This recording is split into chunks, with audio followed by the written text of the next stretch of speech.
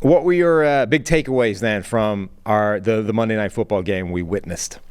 I mean, it was just a really good game, I thought, all around. In the end, Dak and the Cowboys, I think, made more plays, especially deeper down the field. And that's what ended up being the difference in this game. Herbert goes 0 for 4 on passes that were beyond 20 yards. The receiving group for the Chargers, man, without Mike Williams, it doesn't look great. Quentin Johnston is not a factor for this team at all whatsoever. And that's not good. I know there were some question marks on, where you should rank him as a prospect, where he was in this wide receiver group. And with Mike Williams going down, you thought that would have been the moment for him. Hey, it's time to step up. Now you have a clear path and a clear role to be able to fill.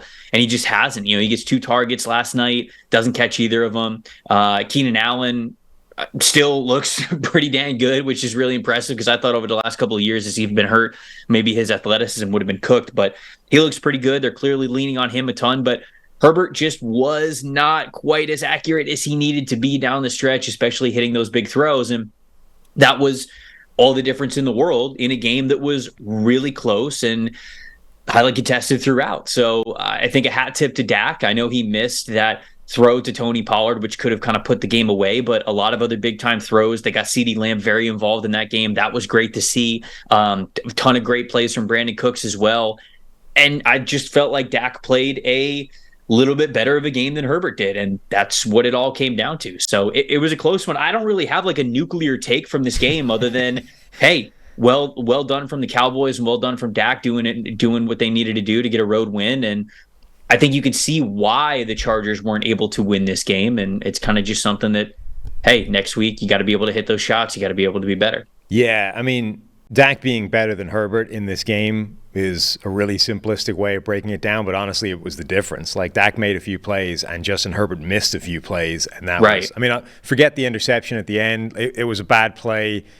He's under pressure. It's tight coverage. He took a shot. Fair enough. But, like, the dagger plays in terms of the negative for Herbert is he missed 2 wide open, schemed up. They were the same play, I think. They were like a sluggo route. Slant and go. The one to Allen on the sideline on the left side of the line on the left side of the field was tough. Like you got to hit that throw. Yeah. You don't get to cook the DB as good as Keenan Allen cooked that DB very many times, even on a deception route. That's the thing. Like, it's hard to get that wide open in the NFL with, scheme, route, whatever it is. When you dial that up, you have to hit it, right? Right. And he missed 2 of them. So even if he'd gone 50-50, even if he'd only hit 1 of the 2, you would still be like, that's leaving a play out there on the table. To come away with nothing from either of them, those could have been like 2 giant touchdowns in the game, and instead they get absolutely nothing because Herbert missed a couple of easy shots. And, for all the crazy plays that Justin Herbert is capable of making, you have to take the ones that are there that are literally expected from any quarterback in the NFL to hit that. When you dial that up, you've got to take advantage, and they didn't. The Quentin Johnston thing is weird at this point. I mean, he played 21 receiving snaps and basically didn't feature in the game whatsoever. Like, I was lower on him than most people in the draft, and I'm starting to get like weird echoes of Laquan Treadwell. Like, I was as low on Laquan Treadwell coming out as anybody that I knew, and I was still too high on him, apparently. I'm kind of starting to get that feeling from Quentin Johnston. Like, I was lower on him than anybody, and you're still like, why? I mean, he's doing nothing at the moment.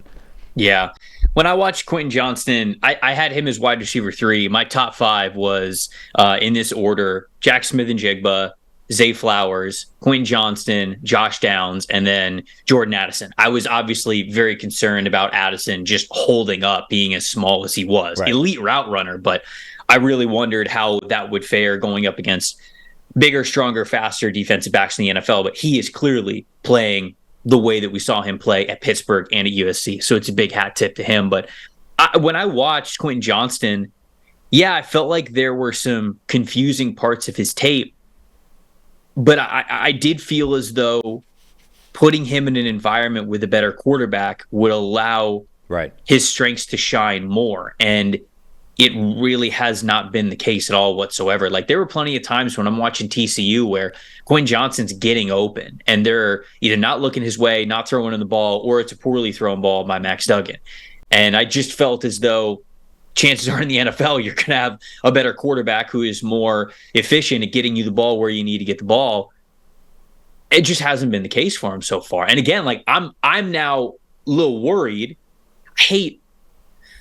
I hate saying that like you're worried about a rookie halfway through their rookie year, because these guys all acclimate so differently. Right. Whether there's great paths to playing time or not, these are young men coming into a different type of life, and there's so many things that are happening for them both on and off the field that go into production and confidence and all that kinds of stuff. New environments, new cities, new teammates, new coaches that you did not choose yourself, that you did not do the research on to make sure that you're making your right decision going to the next spot. All of these things go into what could be early production or lack of production. And so I always try to be cautious talking about guys who are struggling, especially in the first half of rookie years. But with Williams going down, if Quinn Johnston was going to stand out right away, you figure he would have. And he's not at all whatsoever. They're clearly trusting Keenan Allen and Josh Palmer and Gerald Everett, and certainly Austin Eckler as well. Like there are so many more players on that team that they are willing to give a chance to when it comes to those passing attempts than Quentin Johnston. He's very low on that totem pole, if you will. So it's a little bit concerning. I'm not overly worried about it because it is still really early for him. But yeah, I thought he'd be much more of a factor, and he's not. He's just not. What's strange to me is I feel like they could be doing more to get him involved. Like, so I've told this story, I think, before in the podcast. Like, Mike Renner set the draft board. I come to it way later. Quentin Johnston was the first receiver that I watched because he was number one on Renner's board. Mm-hmm. And literally my initial reaction quite quickly was to message Renner. I'm like, are you sure this guy isn't actually terrible? Like, I remember you saying this to me. I remember this. Yeah. And it's like, and okay, eventually he did sort of sell me on the things that he does well. I'm like, all right, I can see that. And I accept that there is a role for that in the NFL, right? Kind of like, Michael Thomas early in his career ran a slant and a go, and that was it, right? And that's all you needed, because you could get him on the field and you could have him run a slant or a go every single play. And right. There's a role there. DK Metcalf ran a very, very Spartan route tree earlier in his career before they started to expand what he could do. So I'm like, all right, he's big, he's strong, he's fast, he runs sort of two or three things really well. There's enough there that you can make that work. So I couldn't drop him like too far, right? I'm like, I don't like him. He's behind certainly the other two of the quote unquote big three. I had him way, but like Addison was my number one. I had JSN 2, Johnston number 3. On reflection, I was high enough on Tank Dell that I should have trusted that a bit more and put him above Johnston. But I'm like, I can't drop him too far because he's got those skills and there's a role for that if the team wants to tap into it.